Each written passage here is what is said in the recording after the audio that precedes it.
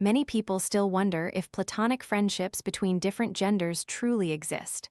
Love often blossoms from friendship, but not every friendship is destined to become love. So, where do we draw the line?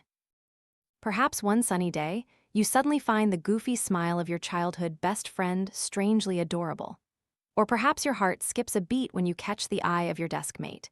You might wonder if it's just a fleeting crush, but you can't hide the waves of emotions swelling within your heart. A confession marks a significant turning point in a relationship. It could bring two close friends closer than ever, or it could create an invisible wall, making it impossible for that simple friendship to ever return to what it once was. So, will you cross the boundary of friendship to confess your feelings, or will you bury them in the realm of forgotten memories? How do you prevent temporary emotions from ruining a lifelong friendship? Is there a formula to preserve a friendship when feelings push past the friend zone limit? Let's explore these unsent letters and seek the boundaries of cross-gender friendships. The first letter is from Jean. I once had a friend. We met in kindergarten and later became best friends, but now we're gradually drifting apart. There was a time when I secretly liked him, but I chose to stay silent. He did too. We both waited for the right moment to confess our feelings.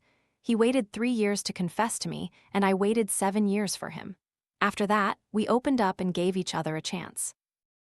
We had a long-distance relationship and argued frequently, but because I didn't want to lose a friend like him, someone I had waited for, and I didn't want to hurt him, I tried my best. But eventually, everything fell apart. We broke up. My regret isn't that he no longer loved me, but that I truly lost a friend. He was the person who stayed by my side the longest and the one I wanted to be with the most. After he left, my entire world seemed to crumble. All I saw around me were deep, dark abysses. I thought, if we weren't meant to be, then why did fate let us meet and connect for so long? If I could go back and fix things, I wouldn't know where to start from kindergarten, from elementary school, from when we first became close, or maybe I shouldn't have returned to Vietnam at all. I regret it so much because the pain is overwhelming.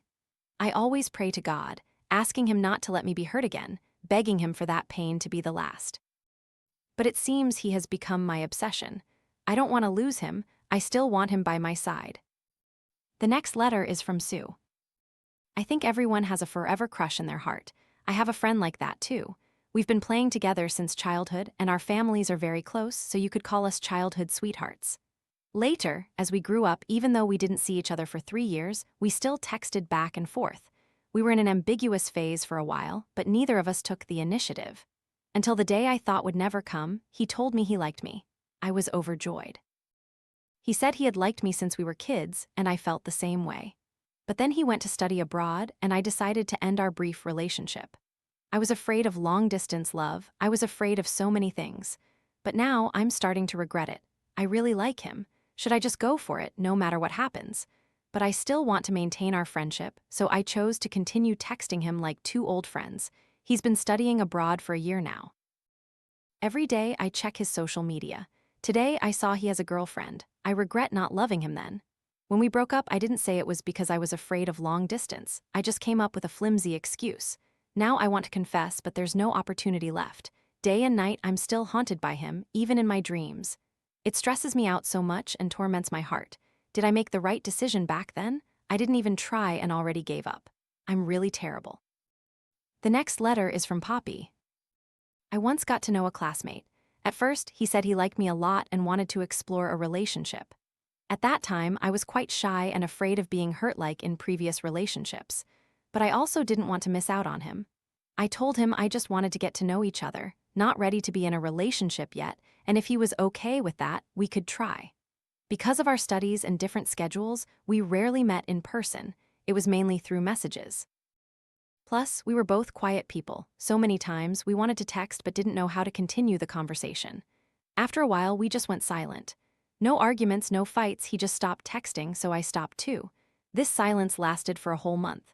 Then, one night, he said he wanted to stop getting to know me because he thought his feelings were just temporary, not deep. I respected his decision and happily agreed. However, after that, we kept making eye contact very often. I don't know if I was just imagining things. One time, he sang a song called Date with Youth in front of the class, but instead of facing the class, he turned to look at me, who was sitting at the teacher's desk. And every time he sang the line, "See you again in the future days," he would look at me. This confused me. Many girls in the class noticed him, and he knew it, yet he still joked around as usual, even showing intimate gestures that I never saw when we were getting to know each other. With other girls, he was very comfortable, but with me, he seemed shy in some way. This made me think a lot. Do I like him? How should I face my feelings, and how can I overcome past hurts? He keeps being close then distant, making me unable to guess what his true feelings are anymore. The next letter is from Mango. I've liked you for a long time, but only in the past few months have I truly felt my emotions. Every time I see you, my heart beats faster. Although I don't understand why you're not the prettiest or the smartest, nor are you the ideal type I once imagined, yet every time I see you, I feel strangely shy and fond of you. At school, I don't have enough courage to express myself. I only dare to use the name Anangayat, saying it's my cousin, to send the loving words I don't dare to say myself. I truly want to confess to you, but then I ask myself if we could ever be more than friends. I don't know what you think of me. What worries me is not just that you might not reciprocate my feelings, but also the teasing from friends and even that our friendship might change. So, I only dare to keep these feelings to myself. I don't expect too much. I just hope you know that somewhere, there's someone who quietly watches and cherishes you. You, if you hear these words, I just want to say I like you a lot. Would you give me a chance? The last letter is from Jack. Once upon a time, there was a young man named Jack.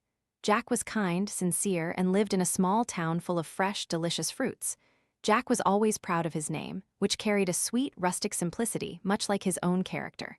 Jack lived a happy and peaceful life with his family and friends. However, everything changed when Jack met Melon. Melon was a wonderful girl, beautiful and full of vitality. She not only had a fresh appearance, but also carried a radiant beauty from within. Melon had a bright smile, and her eyes were always filled with joy and enthusiasm. Jack immediately felt his heart stir when he first met Melon. He knew he couldn't stop thinking about her, and from then on, he found every way to approach her. But perhaps Jack's love for Melon was a story that didn't always have a happy ending. No matter how sincere Jack was, Melon couldn't reciprocate his feelings. She treated Jack as a good friend but couldn't see him with the eyes of love. Jack wasn't angry with Melon, nor did he blame her, for he understood that feelings cannot be forced and true love doesn't always come at the right time. One day, Jack sat by the river, watching the petals float on the water, and he felt a gentle sadness in his heart. He wondered if Melon was a part of fate that he couldn't change. Jack understood that sometimes, no matter how much we love, the people we love may not love us back. But he didn't regret it because he had lived true to his feelings. Finally, Jack decided to move forward without resentment or regret, for he knew that everyone has their own path, and Melon did too. Although he couldn't walk the entire path with Melon, Jack still hoped she would be happy and find the person she truly loved. And Jack, though he couldn't have Melon by his side, his heart was filled with sweet memories of her. He sent her a wish for her to always be cheerful, always as fresh as the day he first met her. Melon, I cannot love you as a lover, but I will always be your sincere friend. Even if we don't walk the same path, I hope you find true happiness because you deserve it. I wish you always to be strong, always to smile brightly, and to embrace all the best things life has to offer. Dearest friends, the boundary of cross-gender friendship is a bridge. If you gather enough courage to cross it and embrace love, let your heart lead the way, but don't forget your reason to make the right decisions. If you're not ready to make that leap, that's perfectly fine too, because when it comes to feelings, there's no right or wrong. When friendship is built on a foundation of trust, understanding, and mutual respect, it becomes a sturdy bridge that helps you overcome all storms. We wish you all happiness with your choices and that you live every moment to the fullest. And these are the unsent letters for this week. Goodbye, and see you in the next installment.